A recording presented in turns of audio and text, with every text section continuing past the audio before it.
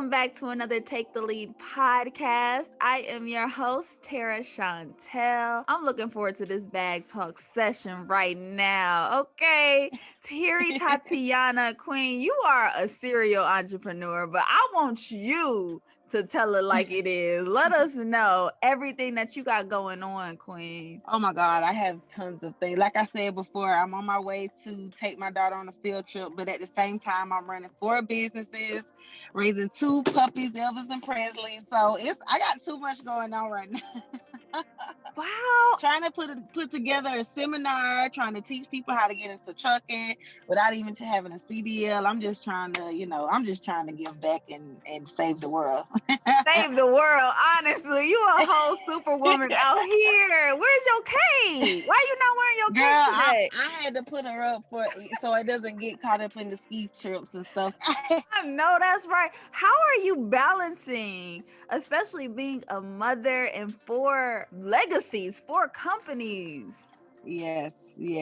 It gets tough. Like I said, like even right now, when it's doing this, I just had to, make time, and sometimes I have to force myself and push myself and just get it done. It's just like with one of my businesses the other night, I literally was on a phone call with Bank of America, just trying to iron some things out and trying to get some different fundings and things of that nature. And I literally was on the phone for 2.5 hours. After that call, I was so drained.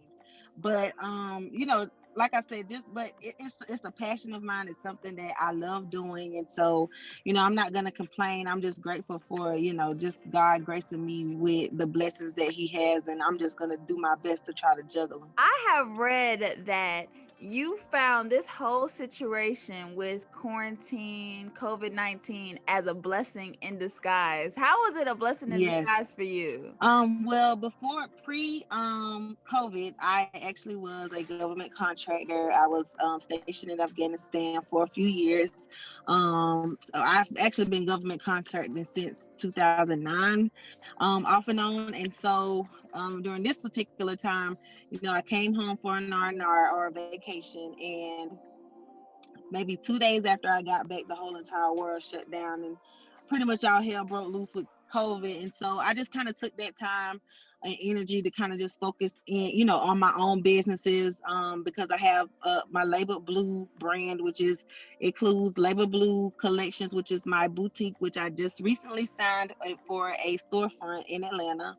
And then I also Congratulations. thank you. And then I also have Label Blue Transportation, where we have trucks and employees and drivers that are operating the equipment. But on the flip side of that, I also have where I created a virtual course. I'm doing seminars. I'm writing a book. I'm doing ebooks and mentorships and all types of things. And I'm just trying to help people just kind of get into the industry, because it's kind of like a wide open field. And if you really think about it, truck drivers are considered essential workers. And so I'm just trying to do as much as I can in that regards. And then I have Label Blue Realty, which is my realty company. And so under the Label Blue umbrella, that pretty much is that. But then on the side of that, I have Southern Hospitality, which is a adult daycare facility where we bring in the mentally challenged and elderly, just to kind of give their families a break sometimes, because sometimes just taking care of our loved ones can be a little bit overwhelming. And so we just bring them in and play bingo. They love bingo, putting together puzzles, and just being with them and spending time with them. So it is a lot to juggle. I am very tired. That is But incredible. like I said, yeah, I can get my rest at some other time. Oof, hey, right. When we transition, but I felt the exact same way, that we were called here to do marvelous things. All the ideas that were placed in you, and I love how you're not putting a cap on your gifts. We gonna make Label Blue a whole umbrella out here. Put it all under umbrella. That. What inspired the name Label Blue? Whenever you do word associations, for the most part, especially in regards to colors, you typically, whenever you say like yellow, you probably feel happy or friendly. But then when you come to blue, you feel secure and like you have integrity, almost like Blue Cross Blue Shield. And so just the blue, and it just kind of gives you a regal feel, and it kind of is a, you know, a royal color. And so I'm like, okay, even though purple is my favorite color, but something about blue is just, it makes you feel secure. And so that's what I want my customers and my partners to feel whenever we are, you know, conducting business, and just know that I'm gonna deal with them with the utmost integrity and respect that I can. The key word was that for me was integrity. Oh, Yes, you standing yes. on integrity. What does that look like and mean to you? It means a lot to me. Just with even my reputation, it means a lot to me, because sometimes that those type of characteristics can take you further than money can ever take you, further than, you know, certain business relationships. And so let's just, like, for instance, if, you know, I treat, you know, a certain individual with integrity and respect, they will remember that for a lifetime. And if ever, you know, heaven forbid, if I'm, you know, down on my luck or need some assistance or something, usually those people are going to be the first ones to help you. And so you just never know, you know, when you will need a helping hand. And then also, you just don't, there's so many things in this world that are kind of placed here to, and adversaries that are here to, you know, trip us up. But I just never want to be that, you know, person that does that to someone else. And so I just want to be the person that I would want, you know, in a time of need. It's the God in you for me. You better say it, girl. It's the God in Somebody you. told me the other day, they told me yesterday, I never heard this saying, but I'm going to use it. You don't got to wait to Sunday to preach, girl. Come on. Come Come on. on.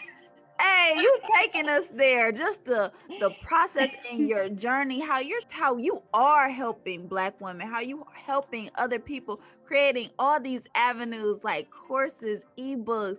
And I love how you said that this is a wide open range, and a lot of people are not even aware of trucking. Tell us, let's talk trucking, honestly, because I know it seems overwhelming to just even get started. Talk to us and take us through that process. Okay, so a lot of people feel as though only way that you can get into trucking or logistics is that you need a CDL and you have to go to school and the XYZ. Because honestly, I was like that at first. My mom actually was one of the, you know, moving forces on why I, you know, got into trucking. And so one day I was in Afghanistan blowing money fast, doing, you know, young, crazy stuff.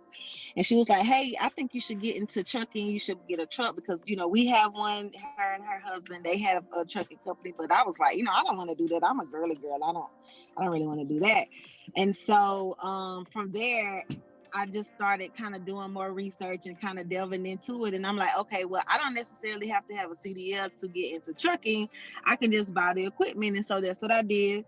Although my first truck was really crappy, it was a really bad experience, but I learned a lot from it.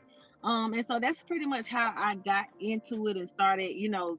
And so I just feel as though I'm just trying to show people that you don't have to have a CDL in order to get into trucking. There's a number of ways that you can skin a cat. That's what my daddy always said. So you can make money in so many ways, and you don't necessarily just have to have a CDL. And so that's kind of like one of the moving forces behind what I'm doing. Wow. So what are other ways to actually go into trucking if you don't need the CDLs?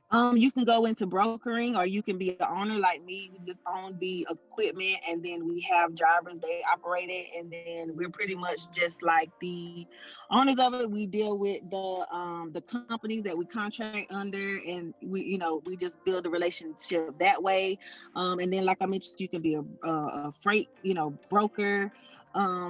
You can be, if you are a mechanic, you can, team up with a company and be their mechanic. There's so many different ways that you can get into trucking without actually having to sit behind the wheel. I wonder, why don't we explore those ideas? What have you noticed about our culture, especially Black women, not exploring and taking advantage of this opportunity? They feel like how I feel. I'm a girly girl. That's not something that I deal with. That's not something. And two, it's a male-dominated industry, so that does turn off a lot of females as well. But we can get out there and make the money just as well as men can. And so that's kind of, what I'm saying, that's why I am kind of trying to bring light and, what I'm saying, just notoriety to, hey, you can still be a boss without having to, break your nails and get behind somebody's truck. Wow, that's a whole nother flex right there. Tell us like the importance of like investing in ourselves like this. It's super, super, super important because at the end of the day, no one is going to treat you like how you would treat you. And so no one is going to invest in you unless they feel as though you are serious about what you're doing. And so, and then on top of that, it creates the financial freedom for you. Don't have to just sit behind a desk all day. You don't have to be on someone else's time and creating their dream, helping build their dream, when you can be building your own dream and you can still be spending time with your family. That's just like me right now. I'm with my family going on a field trip with my daughter, and then everything else is still moving. Wow, right. The truck's still going. So what is in the truck? How do you figure out what type of products you're gonna transition? How does that operate? It just depends on what you want to do with your company, what type of equipment, whatever you and your drivers kind of come up with and negotiate as far as where they want to go. Some people want to stay home at night with their families as well, but some people don't mind going out on the road. So you will base on you getting your equipment on those particular, what I'm saying, variations on, how you pretty much want to run your business. Some people don't want 18-wheeler trucks because they feel like they're too big or they don't want to get into it. Some people just use box trucks. Some people, it's just different things that you can pretty much do. It just depends on how you want to run your operation. You said the first truck that you had, you learned so much. Oh, girl, it was a lot. What did you learn? I learned a lot about people. More so, I learned a lot about trucking and a lot. I mean, because the biggest difficulties in trucking is always going to be your driver. You can have the best, the biggest, the latest equipment. You can have the top of the line equipment, and you can have your business run like a well-greased wheel. But if your drivers are the people that you're dealing with, your personnel are not, they don't have that integrity, and they don't have that general respect for you don't have it for each other, then your operation is going to fail. And so that's pretty much it wasn't a driver, but it was the guy I actually purchased the truck from. So it was, like I said, it was a crappy truck, but it was my first truck, and I was proud of it. And I think I paid maybe like $5,000 for it. It was a 1995 Freightliner. It was real bad, but he ended up, before I can give him the rest of the money, he ended up going to sell the title for it, and then I had to take him to court, and he went to jail, and it was just a lot behind it. So, like I said, I learned a lot about trucking, but I learned even more about people and how they can be. And so, just in this industry, you just have to learn to kind of just have a thick skin and just not take anything personal. I take anything personal. I think that's like the best way to move out here, especially handling relationships. I feel like that's so important. How do you maintain and keep healthy relationships around you? I would say my biggest thing is communication. I'm very big on communication, and even when I know that I'm in an emotional state to where I don't think I need to probably talk about a particular subject, sometimes I kind of know when to kind of turn it off and turn it on. But the biggest thing would be definitely having an open line of communication, where whatever you or the individual has to say, it might be hurtful, or it might even be totally wrong on what the intent is, but as long as you have that open line of communication, you guys can kind of come to an agreement. And even if it's to agree to disagree, at least you know where each other stand. That is so important. We gotta talk it out. Yes. Talk it out. Right, you gotta talk about this thing, because I can't just let this foster in my heart, because it'll get on my nerve. I can't do that kind of stuff. Yes. I can't let it just sizzle in my spirit like that. Man, that's power in that release. Like, let me release this. You better say it. Like, congratulations on your storefront in Atlanta, baby. Come on, Thank you so Blue much. Collection. I'm excited. Yes. Wow, all in quarantine though. All in quarantine. You ain't letting That's that what I'm stop saying. you? Like girl, I had to go outside. I had to make sure stuff was right. I needed to get some stuff done. When they Yes. said Atlanta was open back up, I had to go outside. I love that you are just unstoppable with it. Like how you are persevering, because a lot of people are looking at this as an excuse to not go after their dreams. What is inspiring you despite all the chaos going on right now?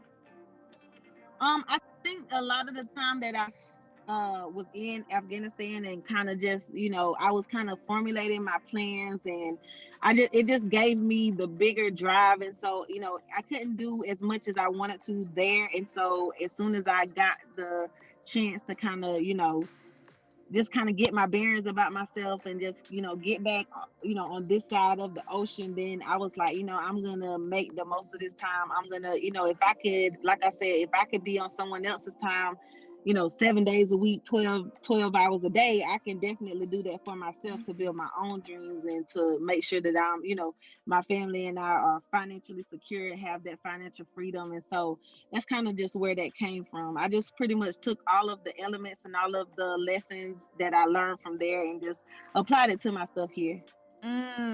Oh wow, you got to take us through that learning experience from Afghanistan. Hold on, can't even say it right. Yeah. Tell us, how was that experience? How was that experience? It was very different. At times it could be very scary. But in a nutshell, just all of the values and all of the, being able to meet people from different backgrounds and kind of just travel all over the world, it just gave me a type of overview to where, I was able to come back and, like I said, apply it to my life here in the States. And so I'm so grateful for that, because not many people get a chance to sit at those types of tables, and not many people get a chance to experience those types of things. And so again, I'm grateful for that. I thank God for allowing me to go over there and come back and safe, in a sound mind and body. And so I'm just, I'm grateful for it. But like I said, it could definitely get scary at times. It was Wow. definitely a serious situation. Wow, you covered and protected. Girl, yes. Ooh, girl. You just don't know. It's been a lot. Wow. And you also mentioned like financial freedom, financial freedom.